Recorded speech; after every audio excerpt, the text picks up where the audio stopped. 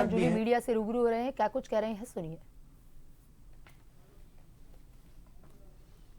फिरौती मांगी जाती है और बड़ी बात तो ये जब हो जाती है जब जेल के अंदर से 3-3 बार मुख्यमंत्री को कॉल आ जाता है। और ऐसा ही एक प्रकरण अलवर जयपुर के अंदर आया कि एक व्यापारी से 2 करोड़ रुपए की फिरौती मांगी गई। वो व्यापारी पुलिस के पास गया, उसको नहीं सुना गया, दोबारा गया, नहीं सुना गया, फिर वो फोन ही लेके चला गया कि साहब मेरा फोन आ रहा है, ये देख लीजिए आप। उसके बाद पुलिस ने उसको सुरक्षा उपलब्ध करा दी और आज उस व्यक्ति को लगभग 77 लाख रुपए का बिल भेजा है। तो वो तो दोनों तरफ से ठगी हो रही है उसके पास, या तो इधर पैसे दे या इधर पैसे दे। ये तो प्रदेश की कानून व्यवस्था बनी हुई है, सरकार जवाब नहीं देना चाहती। हमने लाख सवाल किए, लाख कोशिशें की, अध्यक्ष जी से कहा कि आप इस पे व्यवस्था दीजिए, सरकार की तरफ से जवाब आना चाहिए। मंत्री यहीं पे बैठे हैं, वो जवाब दें। और खुद मुख्यमंत्री जी के गृह राज्य मंत्री के जिले की सांसद संजना जी, उन्होंने कल एक वीडियो जारी करके वहां पे अवैध वसूली के फोटो दिए, उनके घर के बाहर के वीडियो जारी किए। तो ये स्थिति प्रदेश के अंदर है।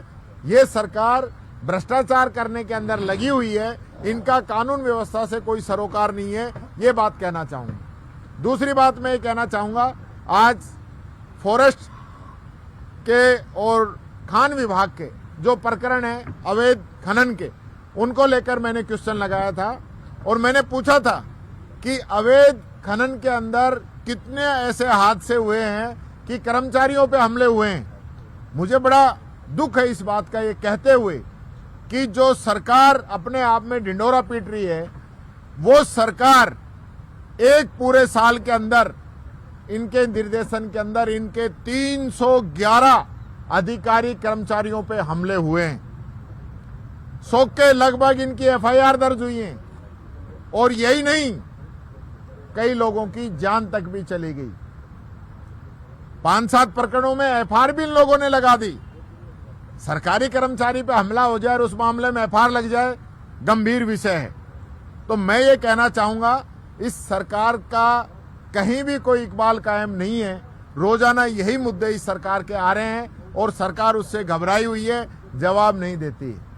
तीसरी बात मैं कहना चाहूंगा, आज एक बात क्वेश्चन था गौशाला को लेकर। मैंने ये कहा कि हमारी पिछली सरकार में आदरणीय अशोक गहलोत जी ने गौशालाओं का अनुदान बढ़ा के 9 महीने किया था। तो आपकी सरकार उसको बढ़ाना चाहती है क्या? तो मंत्री का जवाब बड़ा मजेदार था वैसे कि 3 महीने बरसात होती है, उन 3 महीने में अनुदान की कोई जरूरत नहीं है। पूरे प्रदेश की गौशालाओं के संचालक जो बेचारे अपना खुद का काम छोड़ के इस मानवता के नाते गौ माता की सेवा करने लगे हुए हैं, उन सब लोगों का ये बड़ा प्रयास रहा है कि इसके अंदर इसका जो समय है उसको 9 महीने से बढ़ा के 12 महीना किया जाए। और आपके पास पैसा है, आपके पास जो सरकार ने सेस लगाए हैं वो खूब पैसा आपके पास उपलब्ध है, तो उस पैसे को आप क्यों नहीं करना चाहते और गौ माता के नाम पे आप वोट मांगना चाहते हो? ये बात मैं कहना चाहूंगा।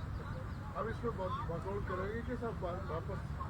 देखिए, अभी हमने हरि मोहन जी का क्वेश्चन था, ये पर्ची लगी थी, पर्ची के माध्यम से मामला हम लोगों ने उठाया था और हम लोगों ने वहां पे अपना प्रोटेक्ट किया।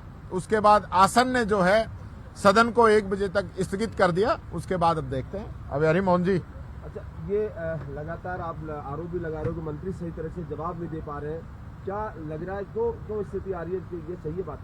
देखिए,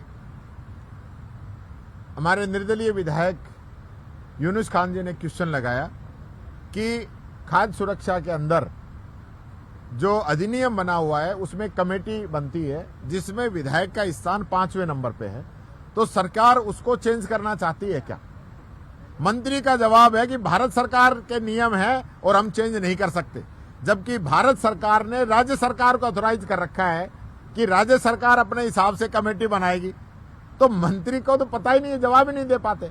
दूसरा क्वेश्चन था, वकीलों को प्रोटेक्शन देने वाला जो एक्ट है वो हमारी सरकार ने मंजूर कर दिया था और अनुमति के लिए राष्ट्रपति महोदय के पास भेजा है। आपने जवाब में दिया कि हम इसको देख के और अपने निर्देश जारी करेंगे। जब भाई वो सबसे पहली बात तो ये है कि आप उसको वहां से पास करवा के मंगवाएं, राष्ट्रपति महोदया की उस पर अनुमति आप दिलवाएं, वहां प्रयास करें जिससे कि वो एक्ट यहाँ पे लागू हो, और उसके बाद कोई मदद हो उसके तो करें। मंत्री सिर्फ खाना पूर्ति कर रहे हैं कि हम ये प्रोटोकॉल में नहीं है, नहीं कर सकते, वो नहीं कर सकते, इस प्रकार से गुमराह करने का काम जो है कर रहे हैं। अभी मैंने जैसे गौशाला का निदान के लिए पूछा तो मंत्री कह रहा है कि 3 महीने बरसात होती है तो कोई जरूरत नहीं है। तो ये जो है इन मंत्रियों का जो रवैया है, और जिस प्रकार से ये हो रहा आजकल कि बीजेपी का विधायक क्वेश्चन करता है तो वो जानबूझ के पूरा पढ़वाता है, और कई बार गलती से पूरा नहीं पढ़वाता और वो सप्लीमेंट्री पूछता भी नहीं है और खड़ा हो जाता है, तो मंत्री ऑटोमेटिक उस सप्लीमेंट्री का जवाब देने लग जाता है। ये मेरी समझ से भी बाहर है। जब माननीय सदस्य ने क्वेश्चन ही नहीं पूछा तो मंत्री सप्लीमेंट्री जवाब किस चीज का दे रहा है, ये आप रिकॉर्डिंग निकाल के देखेंगे, कल से आप ध्यान देंगे तो आपको ये बात नजर आएगी। और कई क्वेश्चन तो ऐसे हैं कि माननीय सदस्य पढ़ के उसकी सप्लीमेंट्री पूछ रहा है और मंत्री हूबहू पढ़ के उसका सप्लीमेंट्री जवाब दे रहा है। इसका मतलब दोनों जो है मिल जाते हैं, और उस प्रकार से जो है एक सेटिंग का खेल हो रहा है, जो कि मैं समझता हूं लोकतंत्र को, संविधान को कमजोर कर